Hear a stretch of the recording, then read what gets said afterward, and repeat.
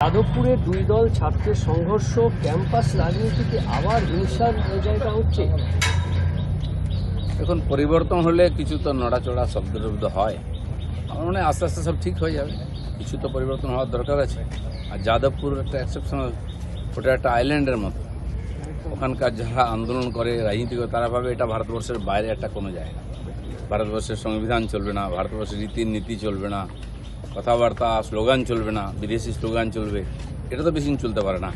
তো কিছু তো পরিবর্তন হবেই, শুরু হয়েছে, দেখা যাক। অধ্যাপক, ভাইস চ্যান্সেলর, তাদেরকে ঘেরাও করে রাখা, শিক্ষাক্ষেত্রে পড়ুয়ারা শিক্ষাক্ষেত্রে এই নজির থেকে বেরিয়ে আসবে কবে? এই কালচার তো রক্তের মধ্যে চলে গেছে, আর যারা এটা অপারেট করে তারা ভাবছে এরকমই চলবে।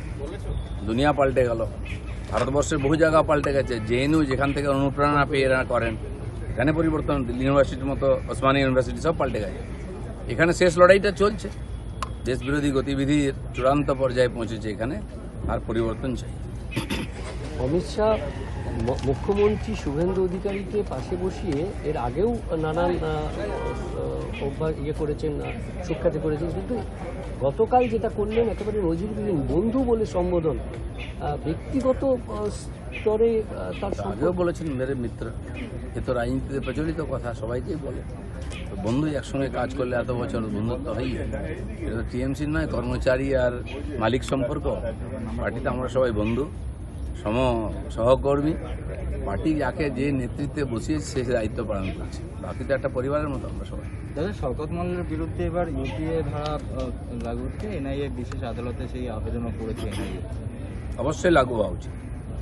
যেভাবে তার নেতৃত্বে মাননীয় নাড্ডাজির উপর অ্যাটাক হয়েছিল গুয়াহাটিতে, সেই ইতিহাস, সে ভিডিও আপনাদের কাছে আছে। পরিকল্পিতভাবে হাজার লোক নিয়ে ঘিরে একজন এমপি, যিনি একটা বিশ্বের সবচেয়ে বড় রাজনৈতিক পার্টির যে প্রধান, তার উপরে জীবনঘাতী আক্রমণ করছে। নিশ্চয়ই তো কিছু ব্যাপার আছে, সব কিছু তদন্ত হওয়া উচিত। দাদা, গেরুয়া উত্তরীয় পরে কুণাল ঘোষ বিধানসভায় ঘুরে বেড়াচ্ছে, তাহলে কি কুণাল ঘোষও পাওয়া যাবে? প্র্যাকটিস করছেন বোধহয়, জানি না কেমন লাগে। গেরুয়া নীল, লাল, সবুজ হয়ে গেছে, গেরুয়াটা দেখা যাক কিরকম হয়। অভিষেক বন্দ্যোপাধ্যায় আরও একটি মামলায় রক্ষা কবচ পেলেন।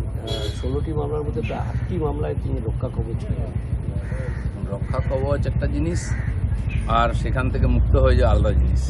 কেস চলছে সাময়িকভাবে, বিভিন্ন কারণে কোর্ট মনে করেছেন এ ব্যাপারে যেন আর বেশি কিছু না হয়। কিন্তু কত মামলায় রক্ষা কবচ পাবে? মামলা তো হয়েছে, তদন্ত হবে। তদন্ত যেদিন তার রেজাল্ট আসবে তখন আইন তার ব্যবস্থা নেয়। দাদা, অনেক জায়গায় দেখা যাচ্ছে যে অন্নপূর্ণা ভান্ডারের টাকা পায়নি মহিলারা। অভ্যেস হয়ে গেছে না লক্ষ্মী ভান্ডার নিয়ে, কিন্তু এটাও পরিষ্কার জানা উচিত, সব সুবিধা সবার জন্য নয়। কেন্দ্র সরকার অনেক প্রকল্প করেছে, রাজ্য সরকার করেছে, তার একটা সীমা আছে। তার জন্য ক্রাইটেরিয়া ঠিক করা হয়েছে, তার মধ্যে যারা আসবেন তারা পাবেন। সবাই এই দান ধ্যানে সবাইকে দেওয়া হবে, এই অভ্যাস খারাপ করে দিচ্ছে টিএমসি। এটা সবাইকে বুঝতে হবে, এটা চলতে পারে না।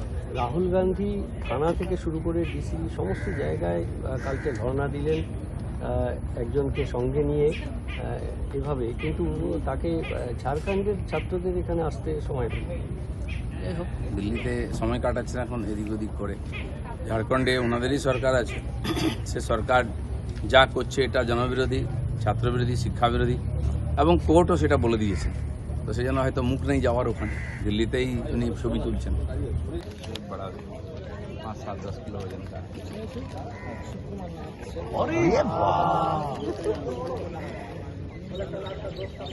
টাকা ভাগ করা আছে। হ্যাঁ, বড়গুলো আরো ডিপার ওয়াটার। এরা ওই সীমার বাইরে যায় না, এরা এইদিকেই থাকবে। আর আমরা দাঁড়িয়ে আছি, নিচে জল আছে, ফেললেই বাস খেয়ে নিত।